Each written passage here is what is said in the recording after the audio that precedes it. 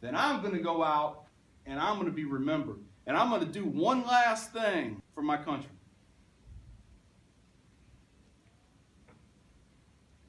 I'm going to kill me some more Muslims. السلام عليكم ورحمة الله وبركاته. اليوم إن شاء الله نحضر لقاء لأحد الأخوة الأمريكان، الحمد لله هو مسلم الحين، كان يحارب في أفغانستان، يبي ينقل التجربة حقته. طبعا ما شاء الله مسلم له 6 سنوات، وهو كان يكره المسلمين، يعني حتى من كلامه يقول ودي لما أشوف مسلم ودي أذبحه، يعني أقتل كل المسلمين كذا عليه. فاليوم بنشوف قصة حياته لما يعني تحول للإسلام، وكيف يعني حتى أثر في زوجته وبنته، والحين كل العائلة مسلم ما شاء الله تبارك الله. ونترككم على القصة. So they came in and started telling me about my retirement and how I was going to get this and how I was going to get that. And I said, no. You need to stop talking. That's not the right language we're talking right here.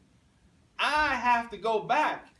They said, go back where? I said, Afghanistan, Iraq. I don't care. I need to kill more Muslims. That's what I told them. I need to kill more Muslims. I'm not done. Because now my hatred had manifested to a point to where my life meant nothing unless I was taking the life of a Muslim. Now, I can't exactly put a finger on when this hatred began. I really don't know. It wasn't actually necessarily 9/11. All I knew was that somebody had killed a lot of Americans, a lot of innocent Americans. But as I started to get out of the military, because it slowed down for me at the end, I came back. I was given this new job, public relations, traveled all over the state of Indiana, drinking a ½ gallon of vodka every 2 or 3 days. So I said to myself, if this is how I'm going out, then I'm going to go out and I'm going to be remembered. And I'm going to do one last thing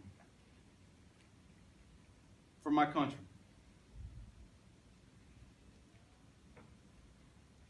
I'm going to kill me some more Muslims.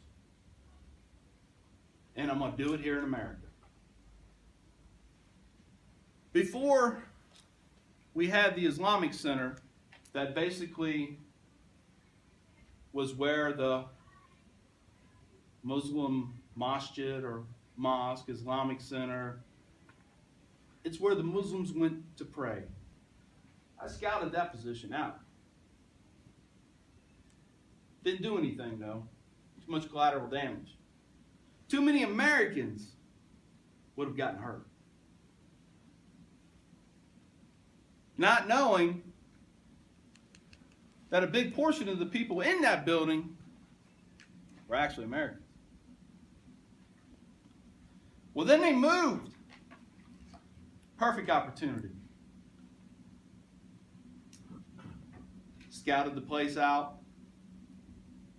But I started gathering materials that I needed and started putting this together. I was patient. No one else knew. My wife didn't know. We lived in the same house. Because this was mine. I didn't want anybody else involved. I didn't want anybody else to pay for this because I knew I would end up getting caught. Criminal sciences now are amazing. You don't get away with stuff that easily anymore. I knew I'd be caught. I didn't care. Because like stealing that guy's flag, I would get my day in court. And I would be able to say, I did one last thing for my country. Before you put that needle in my arm, I did one last thing. And I'm proud of that. Something crazy happened. My daughter goes to Yorktown School.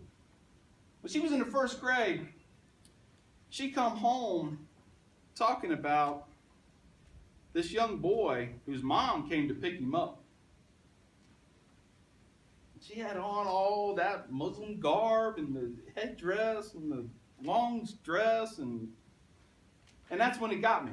Because as I'm ranting and raving about how I don't want my child around those people, you hear that before, right? Those people. She looks at me like I'm crazy. For the first time in my life, a light bulb went on. And I said, hold on a second.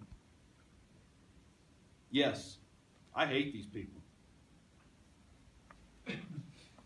And living in middle America, in Indiana, they look funny. They talk funny. They pray funny.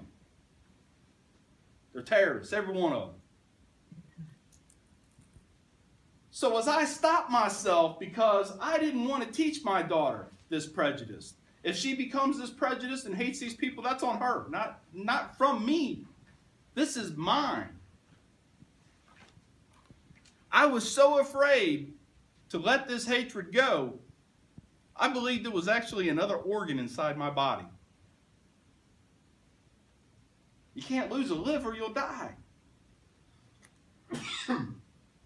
I was afraid I was going to lose this hatred, because if I did, I would die, because there would be nothing left for me to exist for. Nothing. I would now be on the face of this earth for absolutely no reason, except at that point to drink and waste what little bit of time I had left.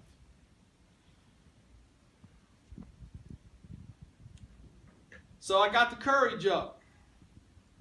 I decided, without telling anybody, to actually go to the Islamic Center on a Friday, because I knew everybody would be there on a Friday. And I knew that's when their service was. So I walk in, it was early, because I've always been one that on time is late to me. So I'm early. And I walk in, look in at the wall, staring in front of me, there was a bazillion clocks. I'm like, these guys have trouble telling time? What's up? All these different clocks. And I look over, real tall African American guy. Bent over, taking off his shoes. There's a little shoe room off to the left there. He looks at me and he smiles. He said, can I help you?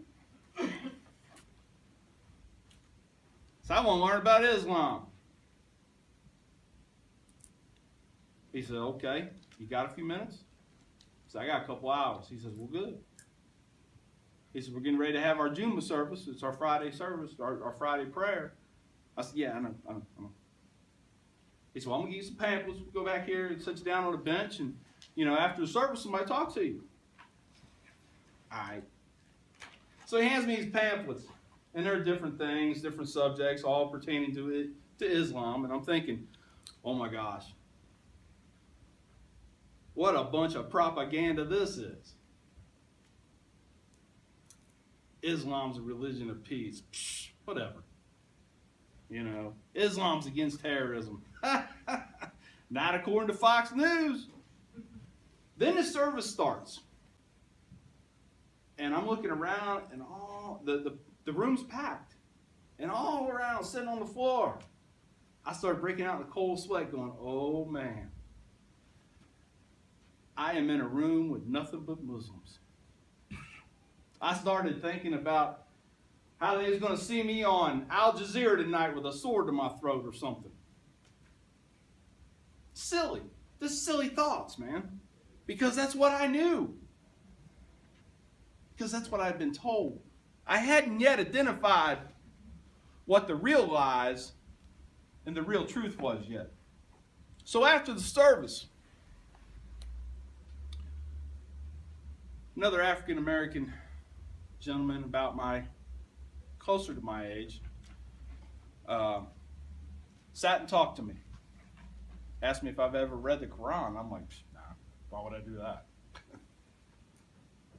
Of course, I had never told anybody what I had planned at this point.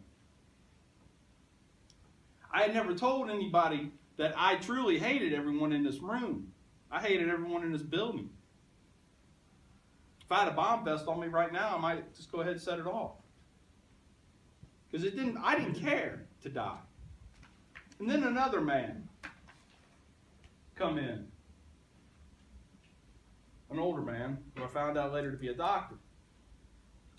And again, I'm sitting on a couch in another room now. And this older man comes down, he sits on the floor at my feet, and hugs my leg and cries. Not knowing that I hated him, but he cried just because he was trying to show me his love for Islam. I thought about it for a minute, and I was like, well, you know what? Maybe there's something to this. Maybe I got the wrong message. Let's investigate. Let's read. Let's ask questions. Let's turn off Fox News and try to come up with what the truth may actually be. So I did. And it wasn't very long after that, very long, that I myself became a Muslim. To this day, I am still so glad that I was at the point of blowing up this building with everybody inside, because it was being at that point that brought me to this point. Life is the test. But now, I've been a Muslim for 6 years. My wife and daughter are currently Muslims. If I would not have changed, I would be in prison. I would die having hatred guide my life. And I would have been the one now to take the innocent lives. Because nobody over at that Islamic center was hurting anybody. Nobody was planning on hurting anybody. They were going there to pray. They were going there to listen to someone talk about things in the Quran and try to explain them to the best of their ability. That's it. So who's the bigger terrorist? The ones that flew the planes into the building? Or me? That's a question I had wrestled with for quite a while, because I had put myself in position to be the very thing that I hated the most. A person willing to kill innocent people because of their twisted sense of an idea. Their twisted sense of a faith. That makes me no different than the ones that flew the planes into the Twin Towers that morning. None. 25 years in the military, all over the world. There is things I've done and places I have been I will never ever talk about. This is the way that we are directed to live our lives, or as close to as we possibly can.